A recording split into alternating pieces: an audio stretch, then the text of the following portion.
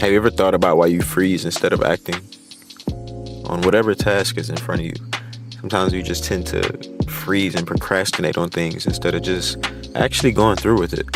Have you ever thought about why that is? It could be your body sensing some type of danger with whatever this task is that's in front of you.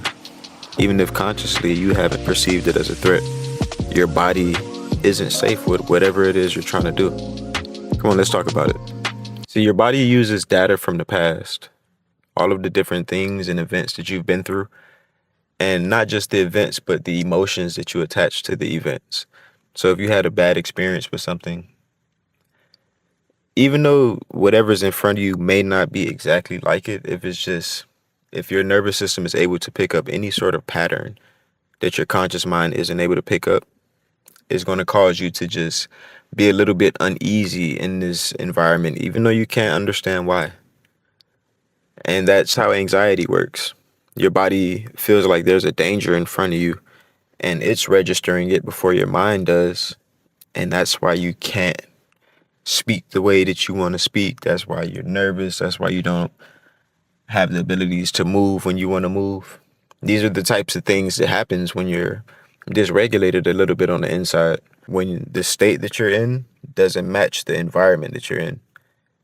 Like fight or flight mode, sympathetic state, when you're trying to figure out if you should fight or run away, like when your body is really, really tense, you shouldn't be in that sort of state when you're at Starbucks, when you're at the library or something like that. But the human anatomy, just the way everything's connected, the body and the brain and the communications between it and how we're able to perceive different things on the outside, and that causes how we respond on the inside to shift based on the mood that we get in, is really an interesting phenomenon, but it's going on. So some things can literally seem so daunting to you or to your nervous system that it'll just make you freeze. It'll just sit there like a deer in the headlights instead of actually doing something proactive about the situation. And this stage, like that freeze mode that you can be in, this can last for seconds, minutes, weeks, months. You can be in this response for even over a year, which would suck, wouldn't it?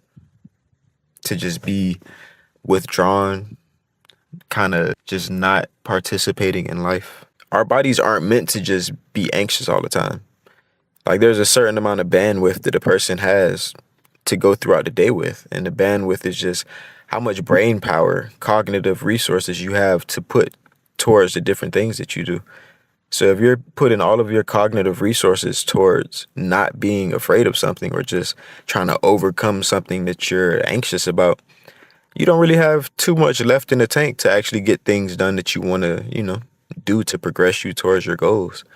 And we can also freeze up even when the threat isn't actually there with us. Let's say sending text messages or emails. Sometimes we can actually freeze up the same way. And what's going on is our body is perceiving this email that you're about to send as some sort of danger. Like the way it can even like fathom that it's a danger is like you not getting a response will make you feel uneasy on the inside. And your nervous system is aware of this. It's dealt with you in the past. It understands how you feel about certain things. So in the past, when you sent the email out, didn't get a response, it didn't like that because it knows you didn't like that. So now before you send this email, if this person is seeming like they might not respond, or they'll respond negatively or respond late, or just leave you anywhere not really feeling secure, you'll probably just delay it, procrastinate, not get around to sending it until you literally have to. And now that's associated with some problems, like the delays that you've been allowing to just incur up under your belt.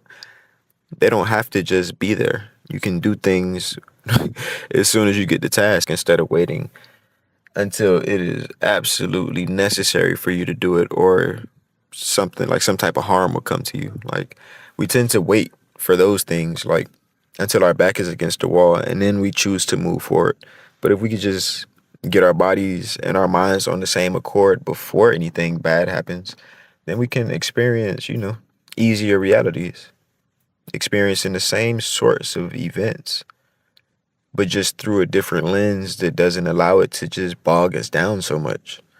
Like, things don't have to just look like the end of the world every time something doesn't go your way. And one of the ways that you can shift to a better state is via breath, like slow diaphragmatic breathing, and really focus on the exhales. Like, you breathe in for however long, 4 seconds, but really focus on doubling that exhale, because when the exhale is twice as long as the inhale, this is sending big waves to your parasympathetic nervous system. This saying we're safe right now. Everything is cool, no danger. Whatever alert we had on, we could turn it off. It's good now. So go try that out for a couple of minutes. So in for 3, out for 6, in for 4, out for 8. However you're going to be doing it, whatever amount of oxygen you can take in, just be real with yourself. But go do it though. Like, actually stick with the program for 5 minutes. 10 minutes would be better, but at least 5 minutes to actually begin to shift within, to make the things just seeming so daunting and looking like monsters and just something that you don't want to mess with, to just make them a little bit smaller so that you can just really see them for what they are.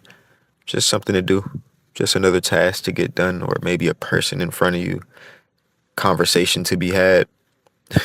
It's usually something simple, but our minds can make such big things out of small things because our bodies aren't feeling like it's safe. So it's communicating the message like, hey, I don't know what this is in front of us, but seems like it might kill us. Because that's, the at the end of all fears, it's like a fear of death. So your nervous system just automatically fast forwards to that, like, whoa, this might kill us. Let's get out of here. Whoa, attitude. She's in a bad mood. The boss might not reply to my email, or they may say it's stupid, or all of these sorts of things can really just dysregulate you, keep you in a constant place of either being frozen, not moving, or tense, when you could be, flowing through things just a bit easier. It won't just be a miracle type of situation going on. Like, you're still going to be a person. People experience trials and tribulations, ups and downs, but you don't have to suffer through things. Suffering is not guaranteed, it's not mandatory. The state that you're in when you experience different events is determining how you're going to view those events. So just shift your state and then allow the events to appear different to you.